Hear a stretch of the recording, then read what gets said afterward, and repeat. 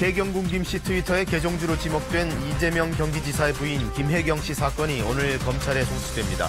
이 지사 부부는 직접적인 증거가 없다며 수사에 대비하는 것으로 알려졌습니다. 박병대 전 대법관이 재판 개입 의혹의 피의자 신분으로 오늘 검찰에 소환됩니다. 전국 법관 대표들은 오늘 회의를 열어 사법농단 연루 판사들의 탄핵 문제를 논의합니다. 트럼프 미국 대통령은 북한과 관련된 결정이 가장 힘들었다고 말했습니다. 지금은 좋은 관계지만 기존 정책대로 갔다면 북한과 전쟁을 했을 거라고도 했습니다. 북핵 협상 과정에서 한미 간 소통 창구가 될 한미 워킹그룹 첫 회의가 내일 워싱턴에서 열립니다. 북미 고위급 회담 준비 상황을 공유하고 철도 연결 문제 등을 논의할 예정입니다. 전국이 대체로 맑겠지만 미세먼지 농도는 나쁨 수준이 예상돼 외부 활동에 주의하셔야겠습니다.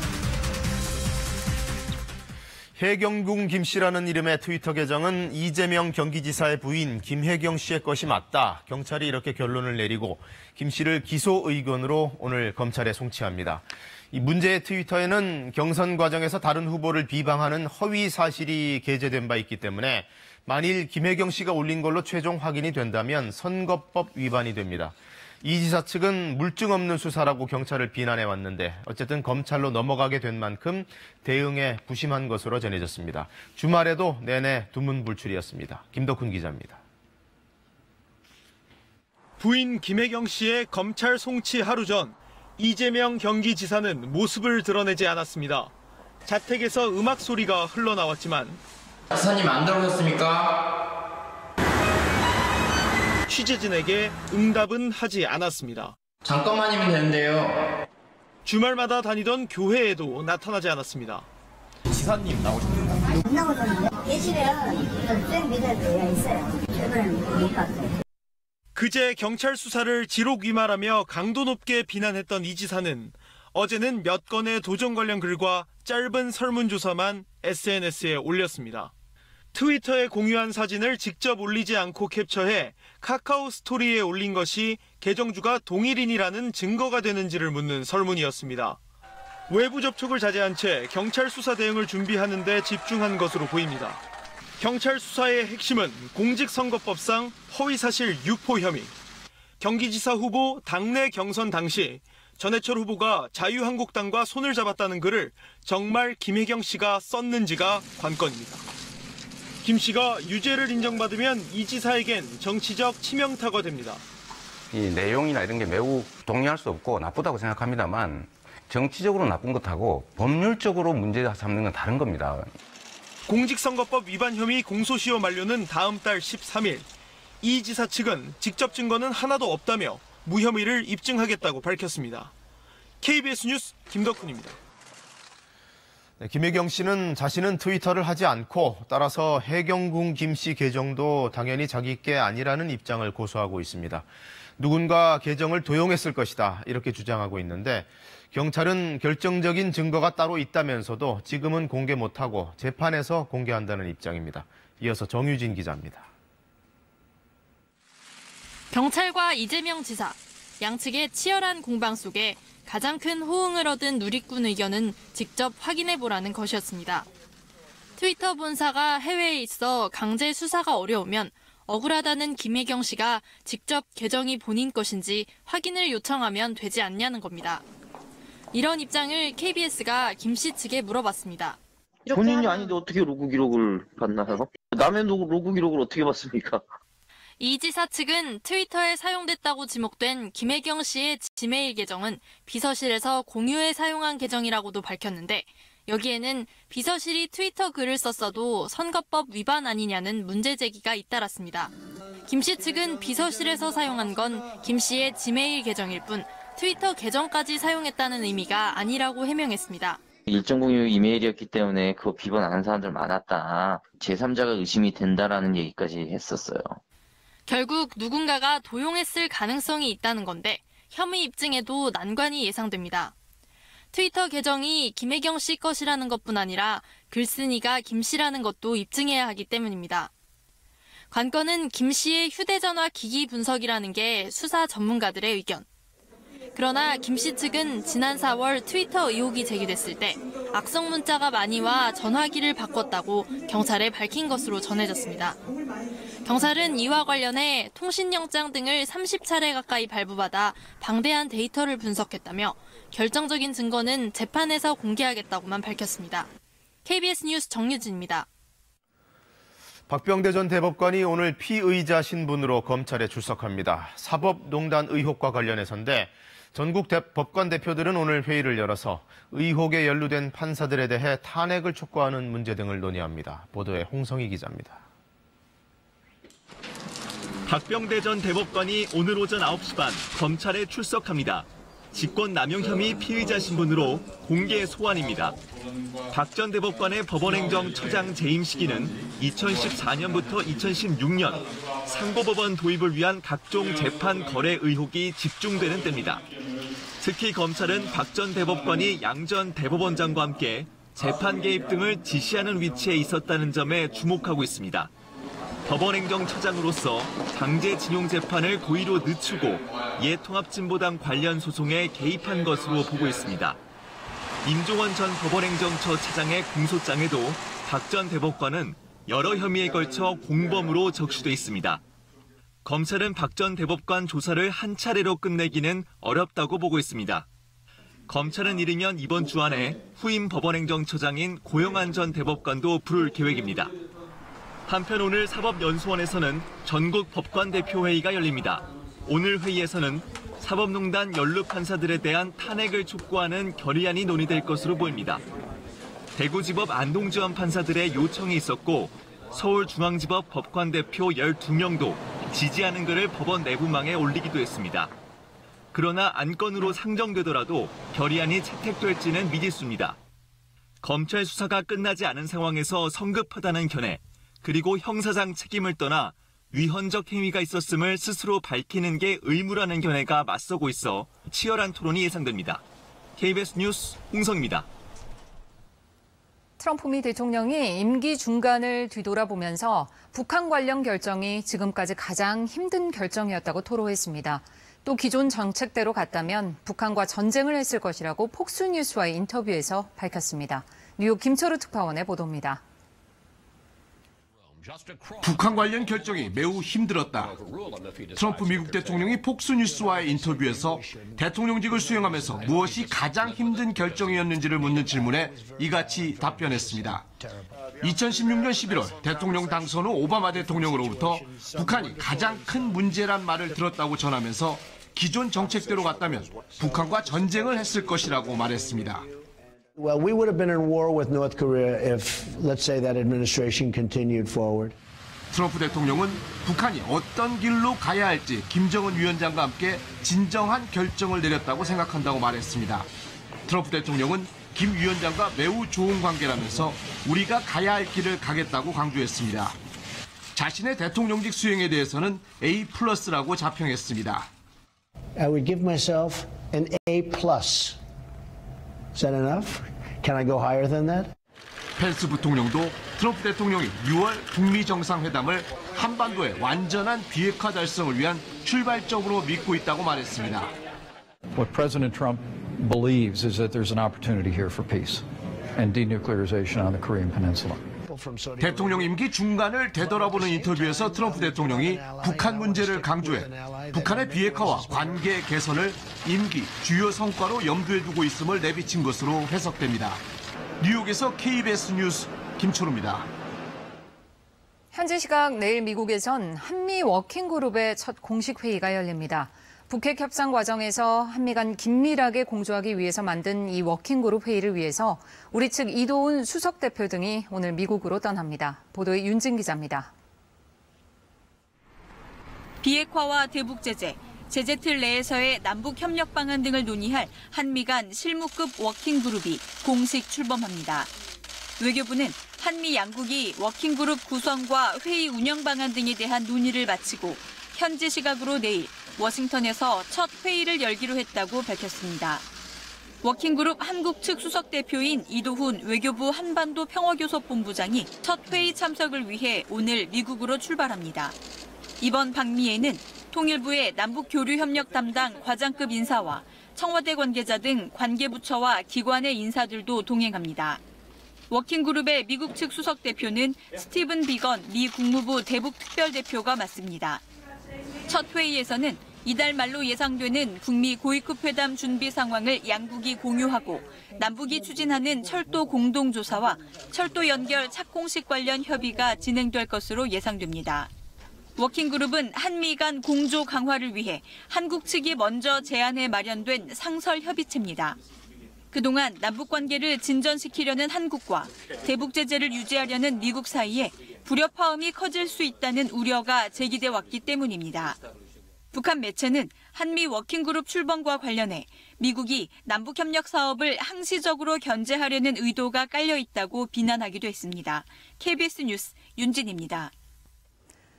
오늘 새벽 서울역에선 아찔한 사고가 있었습니다. 서울역에 들어오던 KTX 열차와 선로에서 작업 중이던 포크레인이 부딪혀 3명이 다쳤습니다. 또 어제 저녁에는 경기도 고양시 이케아 매장에서 화재 경보가 울려서 방문객 2천여 명이 대피하는 소동이 있었습니다. 사건 사고 소식 최유경 기자입니다. KTX 열차 앞부분의 철판이 완전히 뜯겨나갔고 포크레인은 옆면이 부서졌습니다. 오늘 새벽 1시쯤 부산을 출발해 서울역으로 들어오던 KTX 열차가 선로 교체 작업 중이던 포크레인과 부딪혔습니다. 이 사고로 포크레인 운전사 52살 탕모 씨가 머리를 다쳤고 인부 2명도 다쳐 병원으로 옮겨졌습니다. 머리 조금 다쳤어요. CT 촬영하니까 이상이 없대요. 열차에 타고 있던 승객 140여 명은 걸어서 대피했습니다. 이 사고로 뒤이어 도착할 예정이던 열차 2대는 지연 운행됐습니다. 코레일은 새벽 4시 반쯤 선로 복구 작업을 마쳤다며 오늘 첫 차부터 정상 운행되고 있다고 밝혔습니다. 건물을 빠져나오는 사람들로 발 디딜 틈이 없습니다. 급한 나머지 먹던 음식을 접시째 들고 나오기도 했습니다.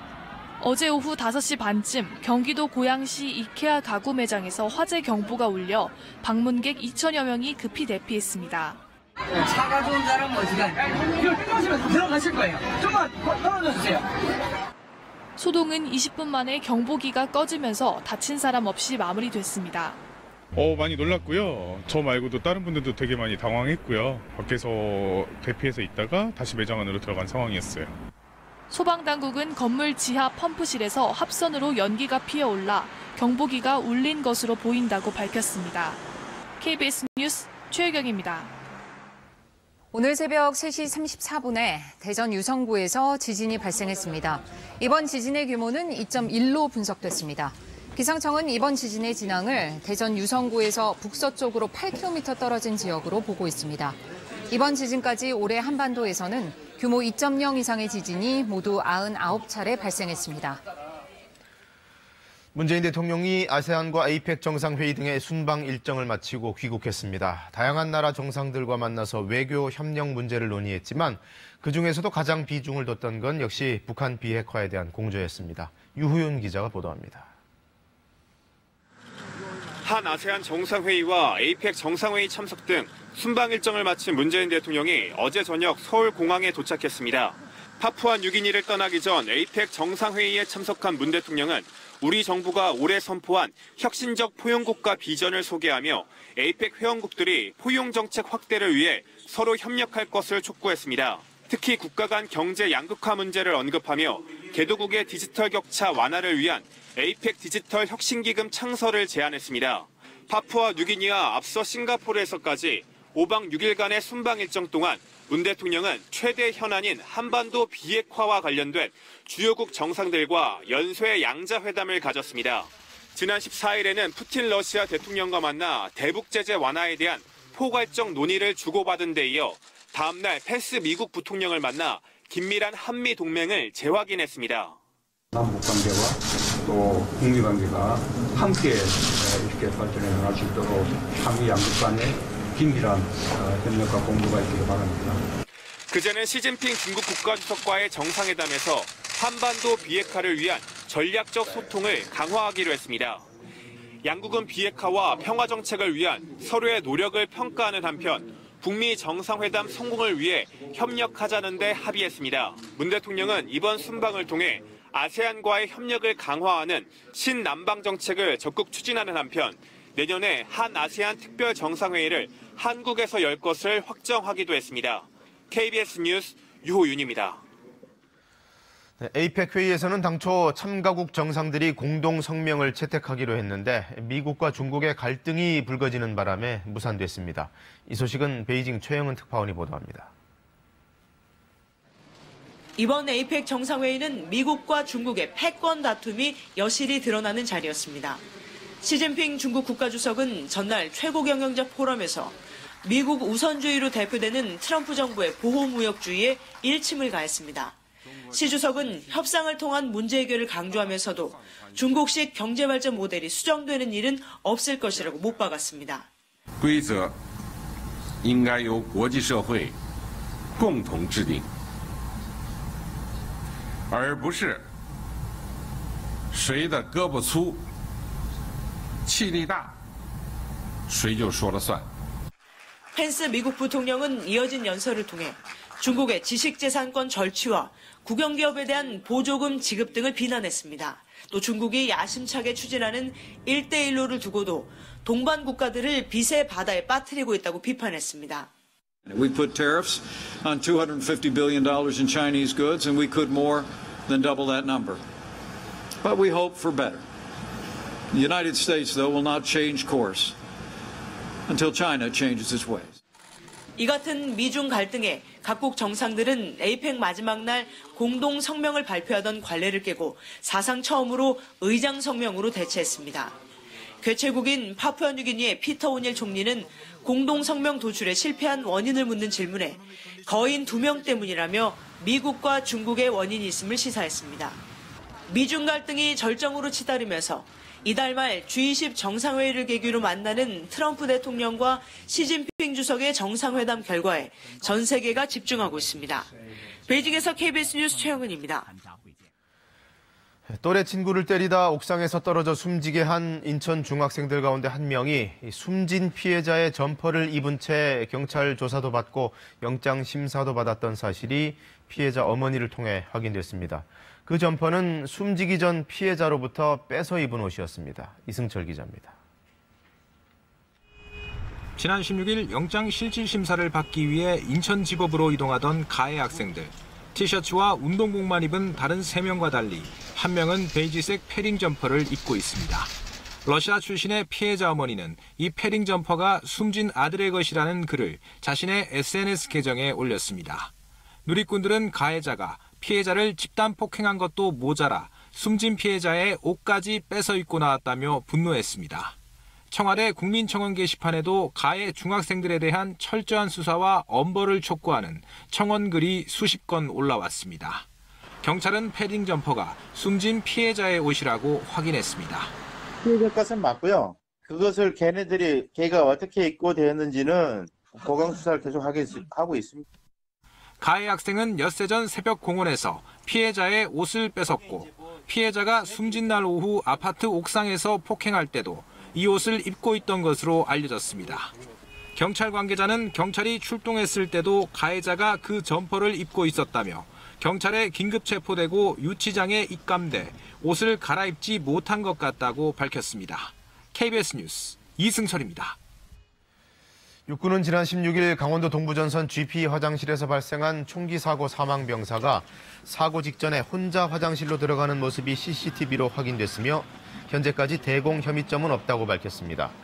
군 당국은 또 숨진 장병의 휴대폰에 대한 디지털 포렌식을 진행하는 등 수사를 계속하고 있고 유가족 요청에 따라 오늘 부검이 진행된다고 설명했습니다. 새로운 한 주의 시작입니다. 날이 갈수록 점점 더 추워지겠는데요. 서울의 아침 기온은 3.5도로 출발하고 있지만 내일 아침 0도까지 떨어지겠고 수요일 기온이 조금 오르긴 하겠지만 목요일 다시 0도, 금요일은 무려 영하 3도까지 떨어지겠습니다. 낮 기온도 10도를 밑돌 것으로 예상되는 만큼 이번 주 후반부터 초겨울 같은 추위가 나타나겠습니다. 미세먼지 농도 전국적으로 나쁨 수준 예상됩니다. 바깥 활동은 자제하시는 게 좋겠습니다. 현재 위성 영상입니다. 있습니다. 수도권과 강원도는 대체로 맑은 날씨 보이고 있고요. 충청과 남부지방을 중심으로 구름이 많이 지나고 있는데요. 오늘 점차 고기압의 영향을 받으면서 맑은 날씨 보이겠고 중부 서해안은 산발적으로 빗방울이 떨어지겠습니다. 현재 기온은 춘천 영하 1.3도 등으로 강원 내륙 지역 기온이 영하로 떨어진 곳이 있고요. 대구 3.2도, 전주 3도 등으로 그 밖의 지역도 5도를 밑돌고 있습니다. 한낮 기온은 춘천과 원주, 청주 12도, 대전 13도, 대구 15도, 여수, 제주 15도 예상됩니다. 물결은 제주 해상을 중심으로 최고 3m로 높게 일겠습니다. 날씨였습니다.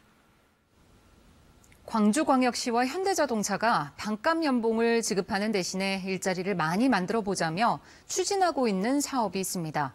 이른바 광주형 일자리인데 협상이 난항을 거듭하고 있습니다. 어떤 쟁점에서 이견을 좁히지 못하고 있는지 최혜진 기자가 취재했습니다. 광주시와 현대차 협상단은 이달 들어서만 4차례 만났습니다. 반값 연봉을 지급하는 대신 대규모 일자리를 창출하자는 이른바 광주형 일자리 투자 협약을 위해서입니다. 하지만 이견을 좁히지 못하고 있습니다. 핵심 쟁점은 임금의 조건입니다. 현대차는 협약서에 주 44시간의 연봉 3,500만 원을 명시할 것을 요구하는 반면 광주시와 노동계는 주 40시간 근로 원칙만 반영할 것을 주장하고 있습니다.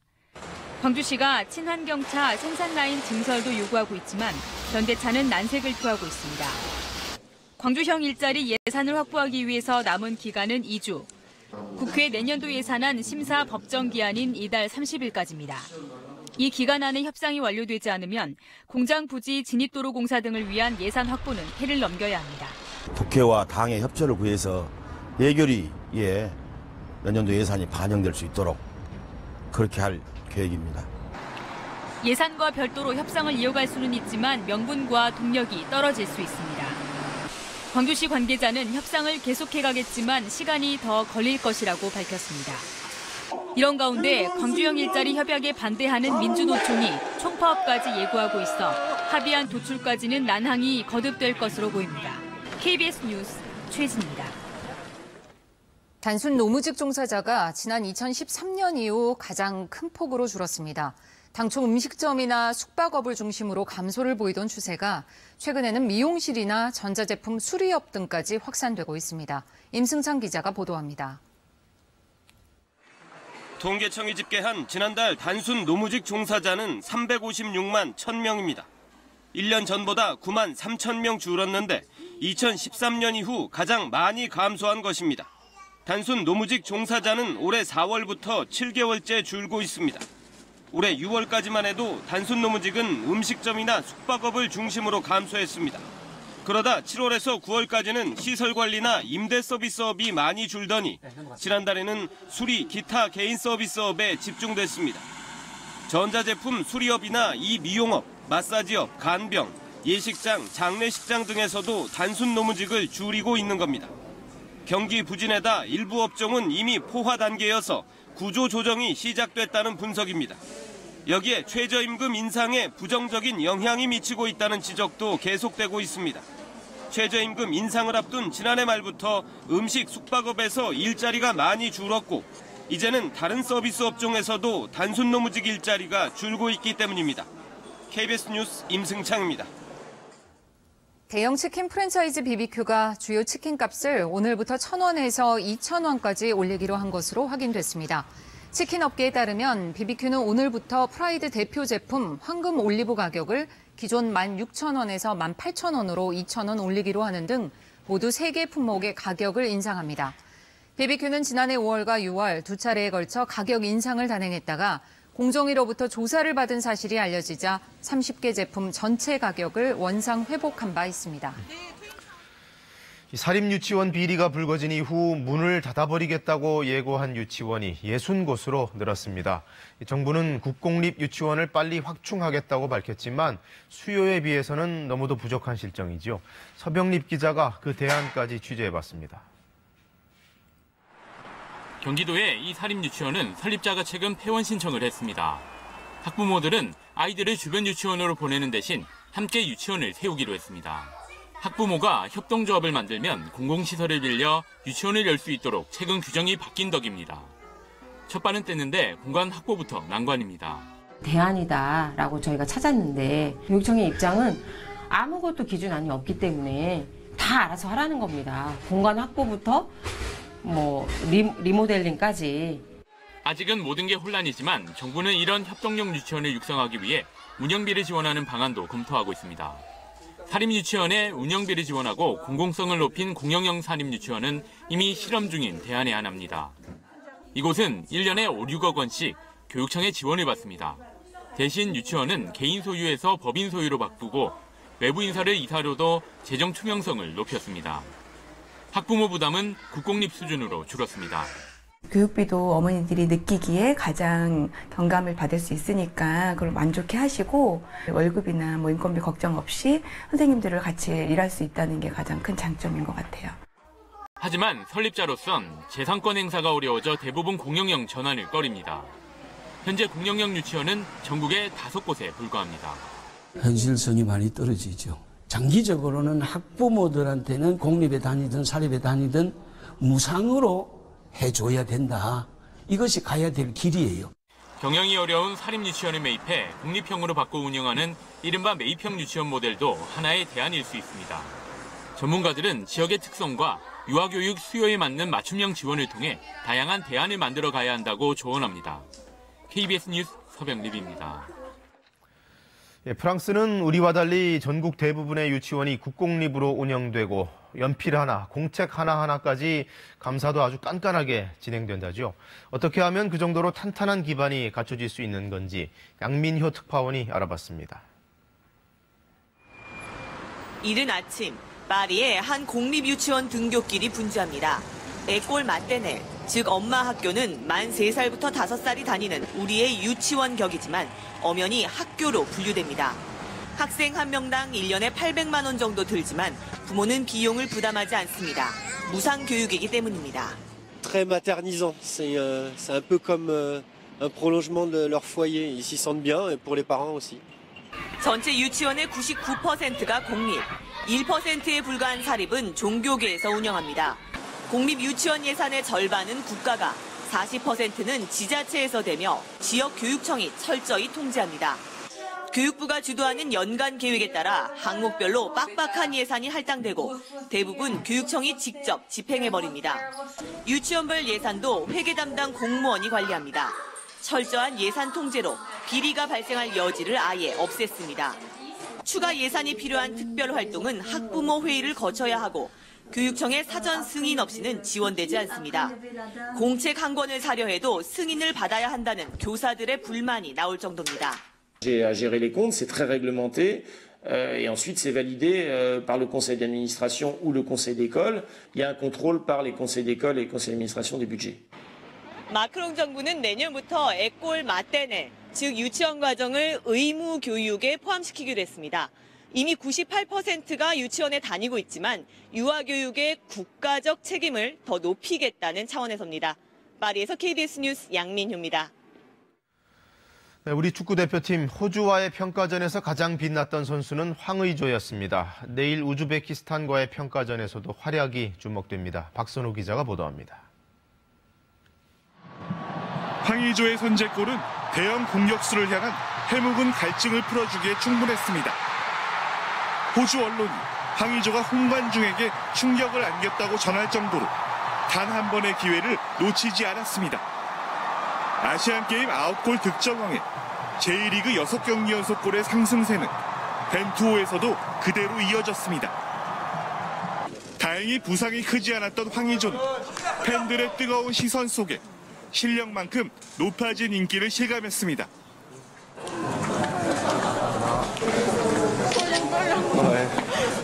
황의조는 내일 우즈베크전에서도 아시안게임 8강전 해트트릭에 좋은 기억을 이어갈 것을 다짐하고 있습니다. 우즈벡도 아시안게임 때 뛰었던 선수들이 많이 들어왔다고 들었는데 좋은 기억들을 잘 살려서 득점을 해서 꼭 우즈벡전은 꼭 승리했으면 좋겠습니다. 기성용과 정우영이 빠진 중원에선 아시안게임 스타 황인범의 노련한 경기 운영이 돋보였습니다.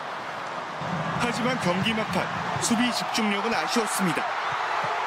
좀 실수했던 장면도 많았던 것 같아서 경기를 하면서 이제 연습을 통해서 좀 보완할 점은 많이 보완해야 될 것 같아요.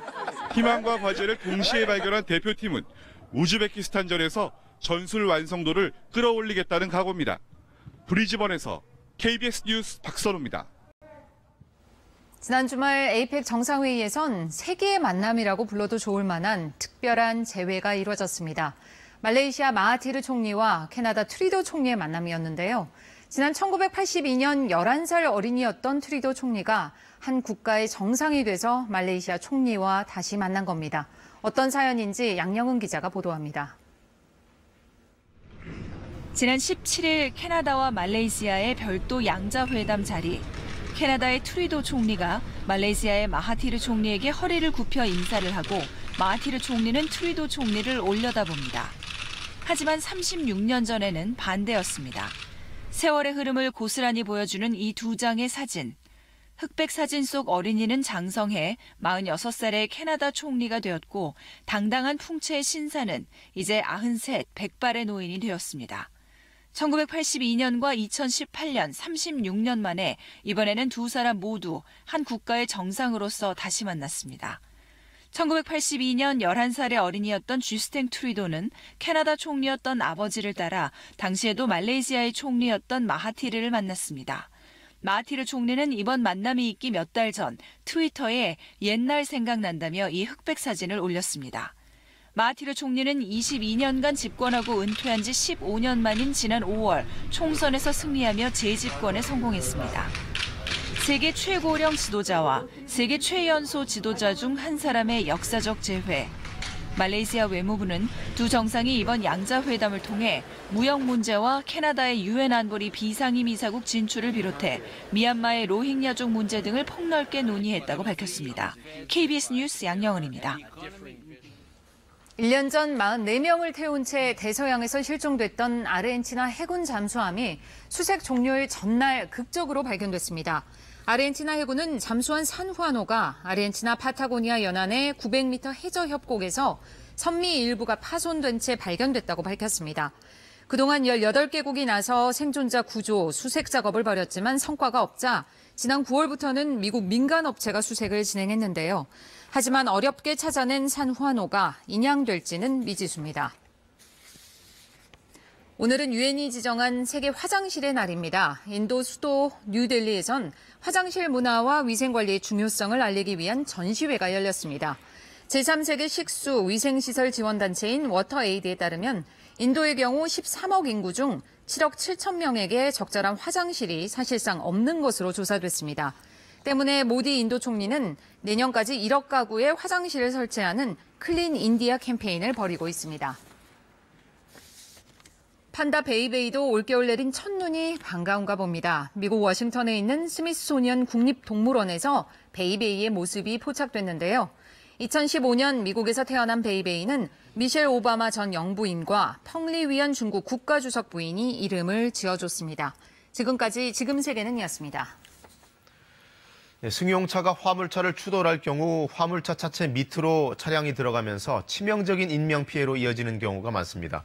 이른바 언더라이드 현상이라고도 하는데 이걸 막기 위해 화물차 후면에는 안전판을 달게 돼 있지만 그것도 엉터리인 경우가 많습니다. 방준원 기자가 취재했습니다.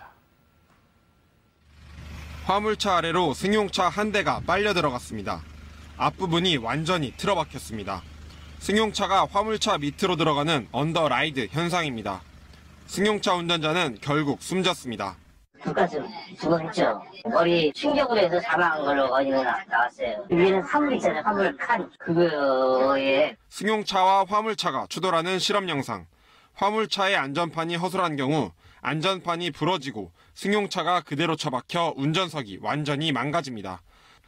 이번엔 제대로 된 안전판이 설치된 경우 승용차 범퍼와 엔진룸이 충격을 흡수해 운전석까지는 피해가 가지 않습니다.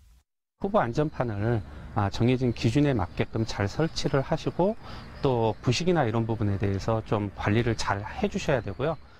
이런 위험성 때문에 3.5톤 이상 화물차엔 안전판을 의무적으로 설치해야 합니다. 화물차들을 살펴봤습니다. 고철을 주로 싣는 이 화물차의 안전판은 녹이 슬었습니다. 또 다른 화물차, 안전판이 안쪽으로 휘었습니다. 정부에서 특성상 도크가 여기가 안 닿고 여기가 닿는 부분이 있어서 자꾸 받쳐가지고 씌우는. 관련 규정에는 정기검사 때 후부 안전판의 손상이나 훼손 등을 점검해 시정하도록 하고 있습니다. 하지만 실제 자동차 검사소에선 손상이나 훼손 정도를 측정할 방법이 없어 육안으로 볼 뿐입니다. 점검할 때 이 강도 시험 같은 건 할 수는 없잖아요. 이게 심한 손상이냐 훼손까지를 검사관이 판단하기는 조금. 지난해 기준 화물차에 승용차가 추돌한 사고는 2천여 건, 모두 52명이 숨졌습니다. 승용차끼리 추돌한 사고의 치사율보다 12배나 높았습니다. KBS 뉴스 방준원입니다. 네, 중국에서 한국산 분유, 한국산 영유아식에 대한 인기가 높아지고 있습니다. 이른바 멜라닌 분유 파동을 겪고 나서 자국산에 대한 불신이 높아졌기 때문인데 최근에는 중국 정부가 2자녀 이상 허용 정책까지 내놓으면서 수요를 더 폭발시키고 있습니다. 상하이에서 김도엽 특파원이 취재했습니다. 지난해 호주의 한 마트에서 촬영된 영상입니다. 중국 관광객들이 들어와 싹쓸이하듯 분유를 사고 있습니다.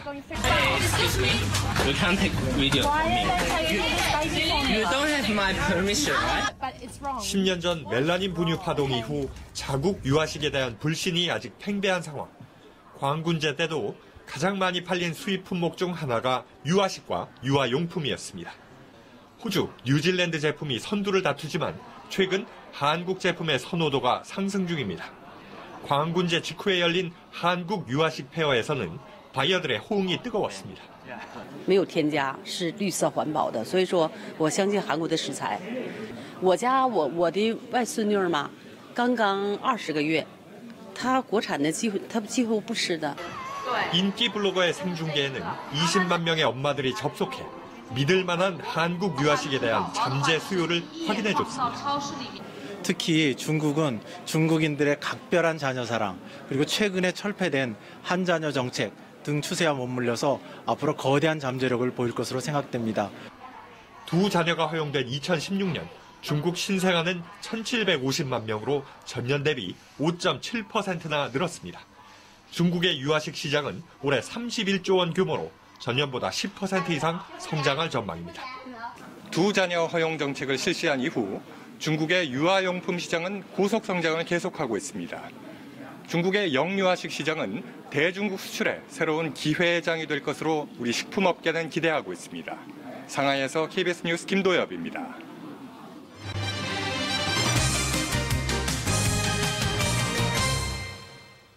정부가 유류세를 인하한 지 열흘이 넘었습니다. 게다가 국제 유가까지 떨어지면서 기름값이 더 싸졌다고 하는데요. 부담이 얼마나 줄었는지 황정호 기자가 취재했습니다. 주말을 맞아 기름을 넣으려는 차들이 주유소에 계속 들어옵니다. 이 주유소의 휘발유 가격은 1리터에 1,400원대. 이달 초만 해도 생각하지 못했던 가격입니다. 지금은 많이 좀 다운됐어요. 예전에 그렇죠. 막 1,600 그렇게 올라간 것 같아요. 기본 1,500 이상. 유류세 인하 이후 정유사의 공급 가격이 낮아진 데다 다른 주유소들과 경쟁까지 붙다 보니 최대한 가격을 낮춘 겁니다. 정유사에서 이제 유류세 인하로 해가지고 공급가격을 많이 낮춰주고 그러다 보니까 가격을 내린 거죠. 어느 정도 홍보 효과도 있고. 이런 추세는 정부 통계에도 그대로 나타납니다. 17일 기준 전국 휘발유 평균 가격은 1리터에 1,556.8원으로 유류세 인하 직전보다 133원 넘게 내려갔습니다. 유류세를 내리면서 정부가 예상했던 인하폭보다 더 싸진 겁니다. 경유 가격도 마찬가지입니다. 특히 휘발유 가격을 정부 예상보다 더 내린 주유소가 3곳 가운데 2곳 정도나 됩니다. 지난달 초 배럴당 82달러 정도였던 두바이유 가격이 66달러대로 내려가는 등 최근 국제유가 하락세까지 가격에 반영되고 있기 때문입니다. 아직 가격을 내리지 않은 주유소는 전국에 173곳, 전체의 1.5% 정도입니다. 대부분 면 지역에 있어 유류세 인하 전에 들여온 재고가 소진되지 않은 곳입니다. 정부는 주유소 판매 가격을 지켜보면서 국제유가 하락세가 기름 가격에 빨리 반영될 수 있도록 유도할 계획입니다. KBS 뉴스 황정호입니다. 산촌마을에 관광객을 유치하기 위해 수천억 원을 들여 전국 곳곳에 조성한 산촌 생태마을. 그러나 정부가 사후 관리에 대한 검토 없이 지원부터 한 탓에 오히려 애물단지가 됐습니다. 김나래 기자의 보도입니다. 펜션 곳곳이 부서졌고 낡은 야외 시설물은 방치돼 있습니다. 12년 전 14억 원을 들여 조성된 산촌 생태마을입니다. 살아버릴 수도 없는 거고 뭘 좀 활용을 하긴 해야 되는데 행정기관하고 좀 어떻게 합의가 돼서 그쪽에서 뭐 잘 해주면 몰라도 1995년부터 18년 동안 정부 지원으로 강원도에 들어선 산촌 생태마을은 76개. 사업비가 1,000억 원 넘게 들어갔지만 지난해 마을 한 곳당 평균 수익은 3,400만 원에 불과합니다. 40% 가까이는 방문객과 수익금이 아예 없습니다. 전국의 나머지 230여 개 마을들도 사정은 마찬가지입니다. 정부가 시설만 설치했지 사후 관리나 운영에 대한 책임 소재를 가려놓지 않은 탓이 큽니다. 그런 조항을 주진 않았어요. 그러니까 누구 하나의 책임을 물 수가 없잖아요. 마을 전체에다가 물 수도 없는 거고. 고령층이 많고 생업에 우선 치중해야 하는 주민들로선 생태마을을 효율적으로 운영해야 할 열의나 의지도 없습니다. 사는 사람이 없고 시골은 인재가 없잖아. 리더가 없어. 뒤늦게 지자체가 방안을 모색하고는 있지만 근본적인 해결책으론 역부족입니다. 경관이라든가 그다음에 산림치유센터 그다음에 뭐 풍록장 이런 걸 조성해서 그 관광객을 유치하고. 전문가들은 이제라도 정부가 나서서 애물단지로 전락한 산촌 생태마을의 현실을 인지하고 활용 방안부터 연구해야 한다고 조언합니다. KBS 뉴스 김나래입니다. 우리나라처럼 일본 역시도 지역의 작은 섬들은 사람들이 떠나고 어르신들만 남는 경우가 많습니다. 그렇게 쇠락하던 낙도를 3년마다 열리는 국제예술제를 통해 되살리는 프로젝트가 진행되고 있습니다. 이승철 특파원입니다. 인구가 160여 명밖에 안 되는 작은 섬. 허름한 창고에 들어서자 천장에서 빛을 담아낸 병들이 흘러내립니다.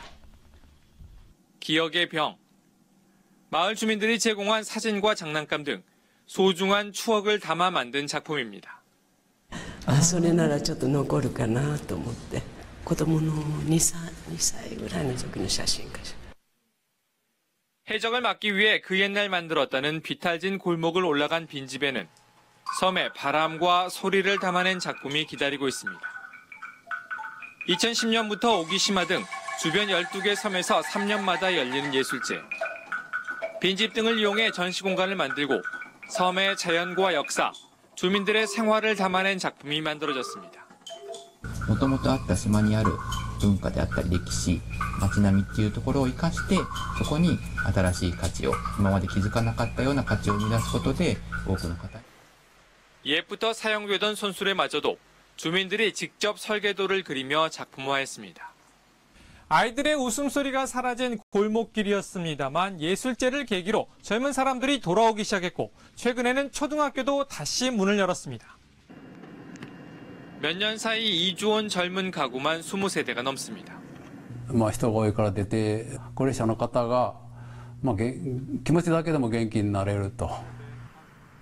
시들어가던 작은 섬이 예술을 통해 다시 살아나고 있습니다. 오기시마에서 KBS 뉴스 이승철입니다. 이 시각 현재 출근길 교통 상황 알아보겠습니다. 서울경찰청입니다. 안녕하십니까. 월요일 아침 교통정보입니다. 월요일 아침 이 시각에는 항상 같은 시각에 출근하는 분들이 아니면 월요 정체 현상을 가늠하기가 쉽지 않습니다. 출근길이 아닌 다른 일로 집을 나설 경우 최소한 30분 이상은 일찍 출발하시는 것이 좋겠습니다. 동부간선도로 창동교 부근이 양방향 지체와 정체되고 있는 가운데 도심 안쪽으로는 마들 지하차도 이후까지와 중랑교에서 군자교 사이 그리고 성동교 부근에서 정체입니다. 응봉로 응봉교 이전부터 성수대교 남단 부근까지 정체가 제법 일찍부터 시작되고 있으며 동작대로 남태령고개 이전부터 사당역 사거리 지날 때까지 큰 정체되는 가운데 이후로도 이수역 사거리 부근까지 지체와 정체입니다. 교통통제 및 혼잡 예상 정보입니다. 여의도 산업은행 앞에 오전 11시 30분부터 오후 1시까지 대규모 집회로 혼잡이 예상되며 조계사 앞에서도 집회가 있습니다. 오후 2시부터 5시까지 소규모 집회지만 주변 도로 행진으로 혼잡이 불가피할 것으로 예상됩니다. 교통정보였습니다.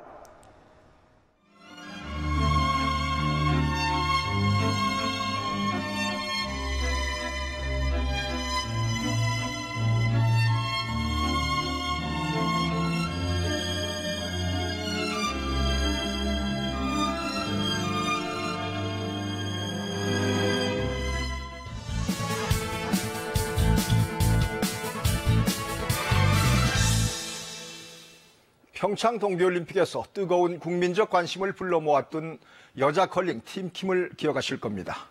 전부 김씨로 구성된 팀킴은 불모지였던 컬링을 단숨에 최고 인기 스포츠로 끌어올렸습니다. 지난주 이들은 특정 가족이 도맡고 있는 감독단의 전행을 막아달라며 공개 호소했습니다. 감독단이란 경북체육회 컬링팀을 지도하는 김모 전 대한컬링경기연맹 부회장과 감독을 맡고 있는 딸과 사위를 말합니다.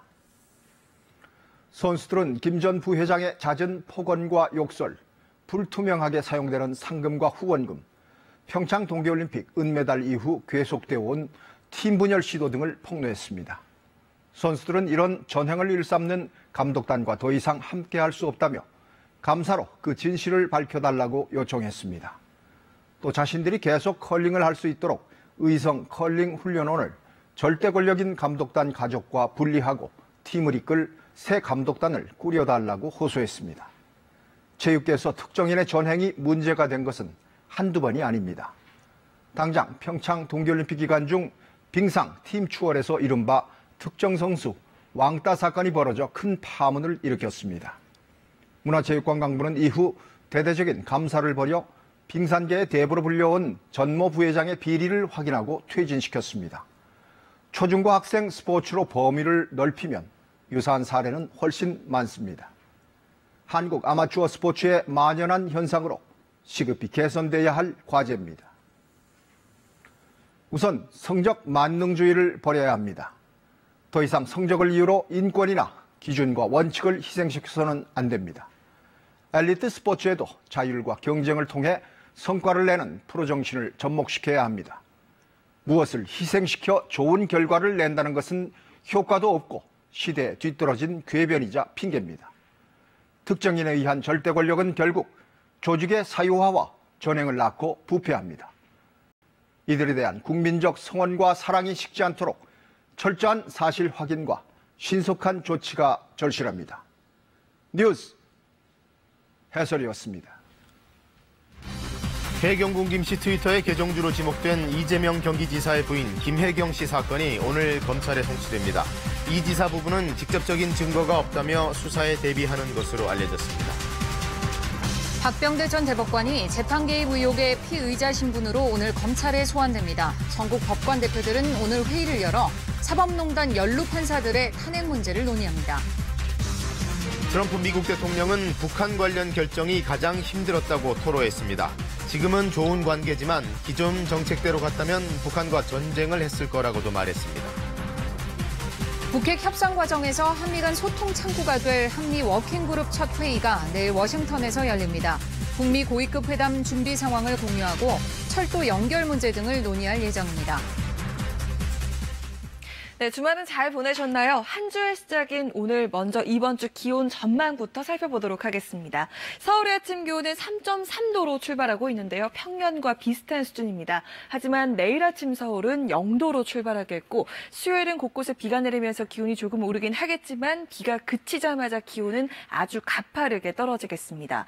목요일 서울의 아침 기온은 0도, 금요일은 무려 영하 3도까지 떨어지겠고 한낮 기온도 대부분 10도를 밑돌 것으로 예상됩니다. 오늘 바깥 활동 주의하셔야겠는데요. 전국 곳곳에 미세먼지 농도 나쁨 수준 예상됩니다.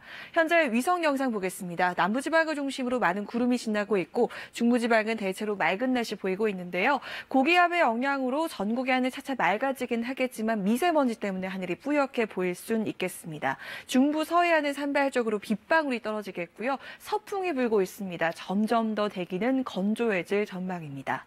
현재 기온 보겠습니다. 춘천 영하 1.3도, 대전 3.1도, 부산 7.8도로 어제보다 약간 높습니다.